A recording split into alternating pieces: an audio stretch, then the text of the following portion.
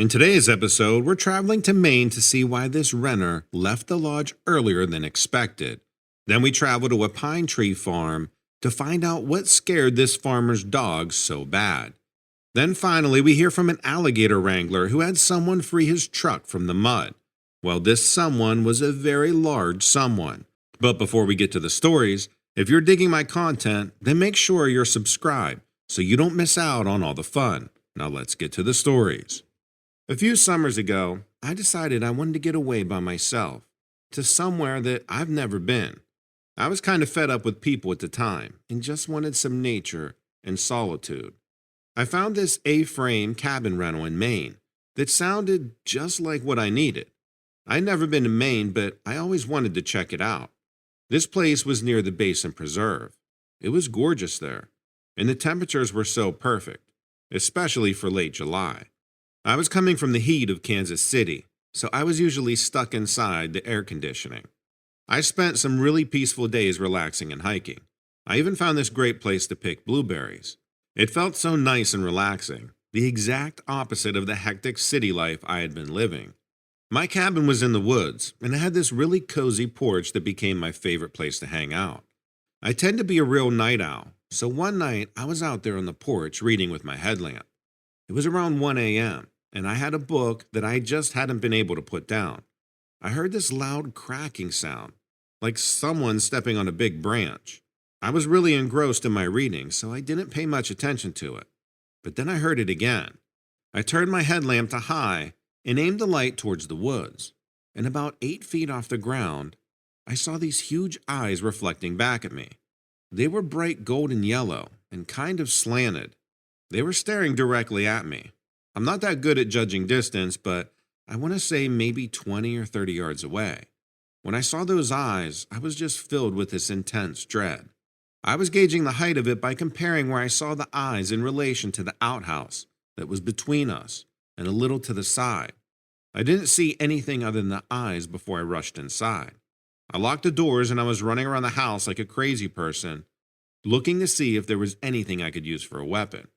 I got the windows closed except for this one that was up high that needed a tool to reach. Through that window screen, I could hear this thing slowly walking toward the cabin, with steps that definitely sounded like something walking upright.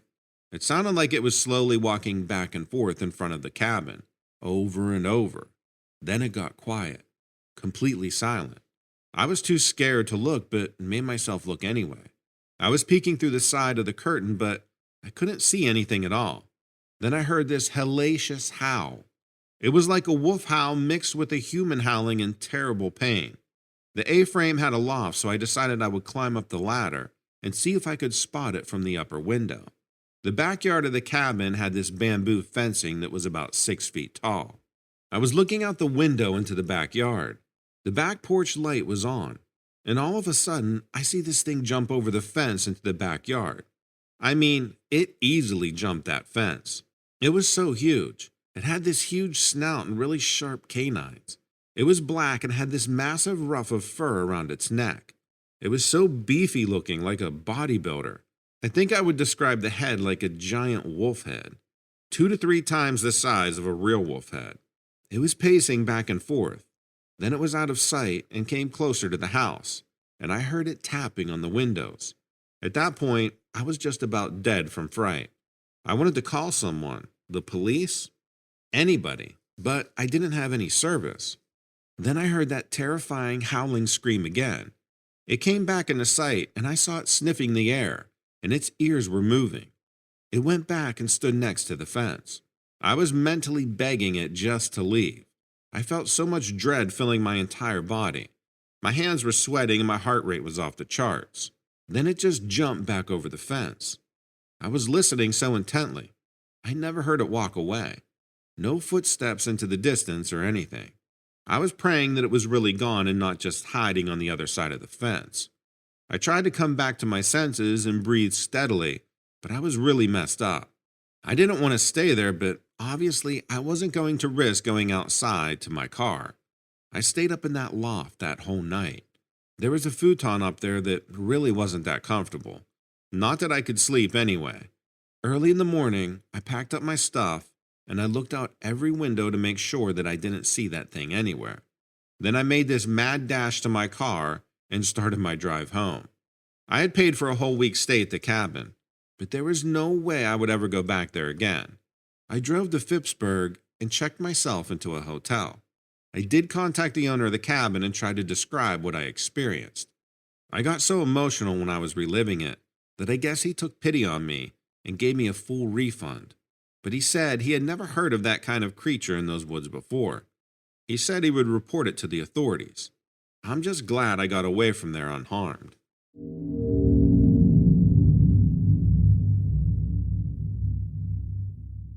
We used to have a farm in North Carolina, and I lived there most of my childhood. It wasn't a regular farm. We actually grew pine trees. Pine needles are popular in the landscaping business, so we grew the trees in order to produce pine straw. We would bale it up every year and sell it to gardening businesses. The house was in the middle of 500 acres of longleaf pines. It was a custom house built in the 1930s and had a huge picture window in the living room. The window was basically the whole length of the room, probably about 50 feet wide. The house was built on a slight hill, so the living room itself sat 5 or 6 feet off the ground and looked out into the pine trees as far as you could see. My best friend had come over for the weekend, and we were just messing around in that room. It was winter, so there was a fire going. We were throwing all kinds of stuff into the fireplace to see what it would do. It was getting into the evening and the fire was dying down. We were going to sleep in that room, so we started building a big castle of couch cushions and blankets for our bed. We started hearing the dogs barking outside. They sounded really far away. The property stretches for almost a mile, and the dogs had free rein a lot of the time. I assumed they were chasing off some animal. My friend was staring out the window and not saying anything. I was like, "What's up?" He just kept staring and said he felt like he was seeing things. Of course, that got me curious, so I started staring out the window too. Nothing happened for a few minutes, and I kept asking what he saw. He kept getting annoyed and shushing me so he could focus. Then we both saw a dark, shadowy shape move from one tree to the next, kind of half running and half leaping from one tree to another.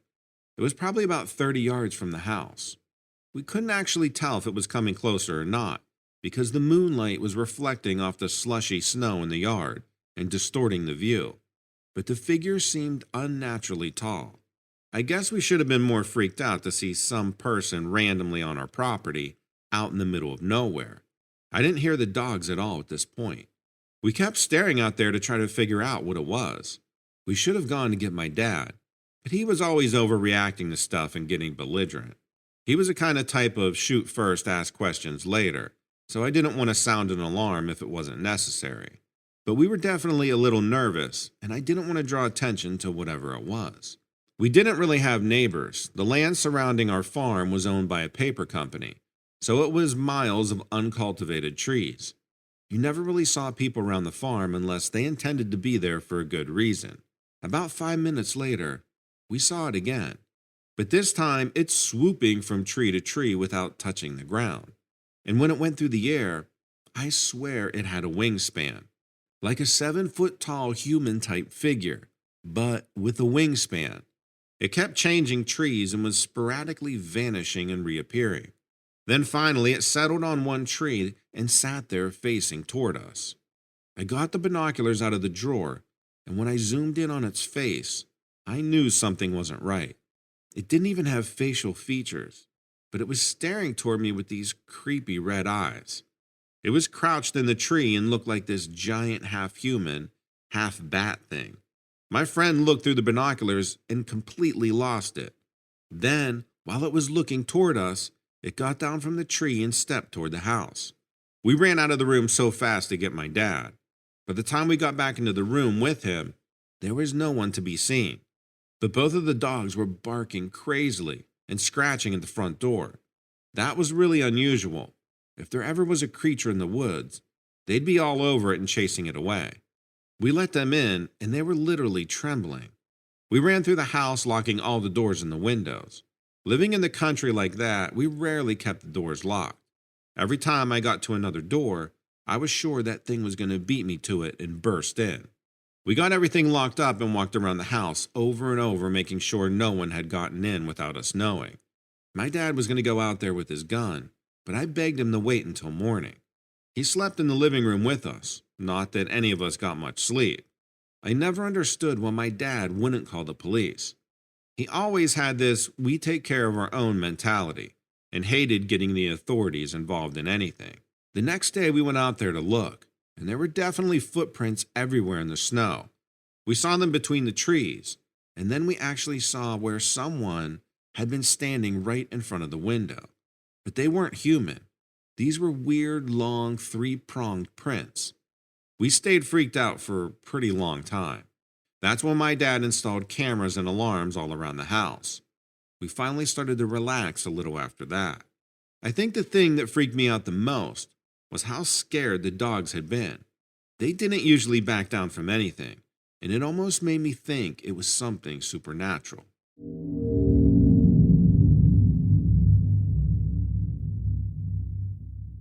I'm not so good at this part. I'm not so good at telling the story. I've never been much of a writer or a public speaker. I do have something that people do need to hear.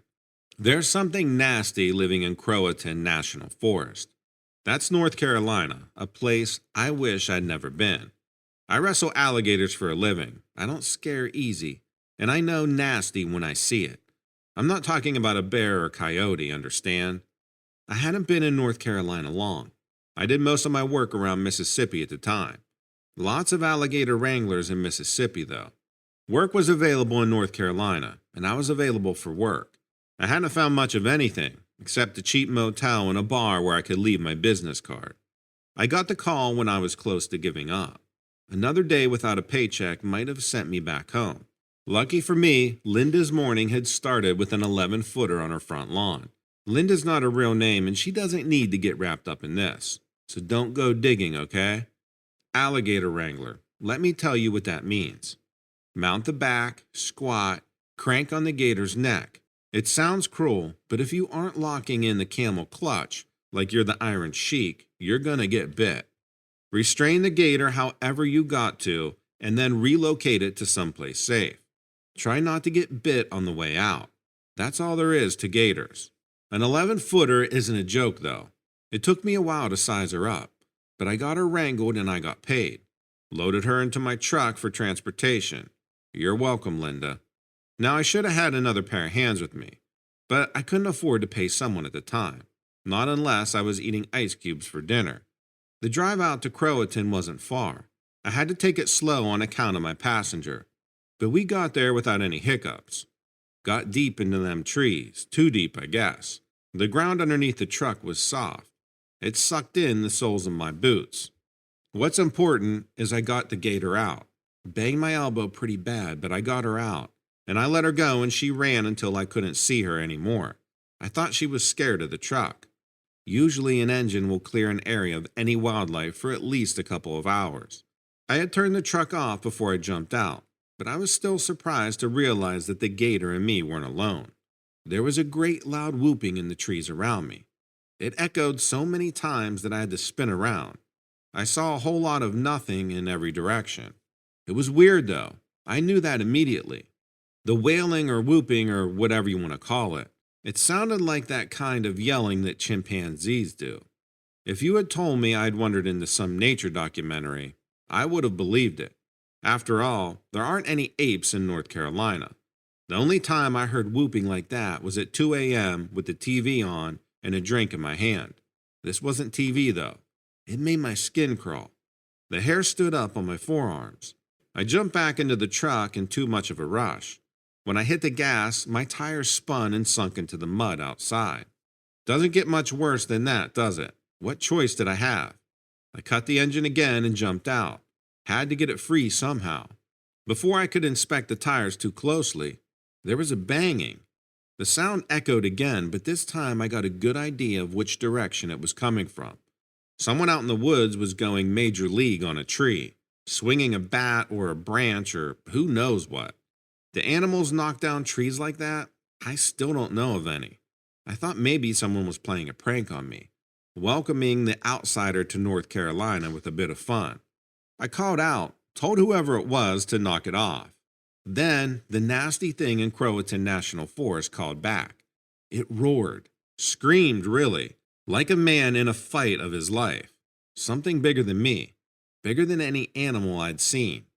It ran between the trees in the distance. Red fur, I think, covered head to toe. I jumped back in the truck and figured I had one chance.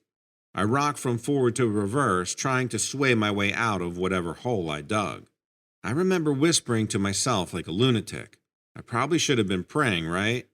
Instead, I was muttering every curse I could to motivate myself to escape. Then it slammed into the side of my truck. It hit the passenger side like a linebacker. I've never heard steel cry like that. The whole side of the vehicle got bent out of shape. Windows cracked, and I didn't care about any of that. What mattered was that beast had pushed my truck free of the mud. When it landed back on all four tires, I tried reverse again and peeled right out of the woods.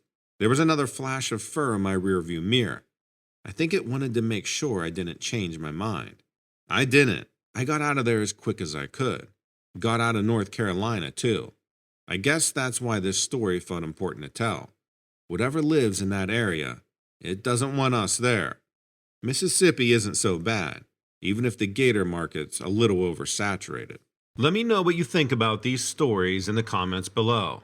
Also, make sure to check out dreadsarmy.com, where you'll find all of my stories and multiple strange and weird news posted every single day. If you want to be part of the discussion, check out the forums on Dread's Army. We also have a Facebook group so you don't miss out on any updates. Thanks and take care.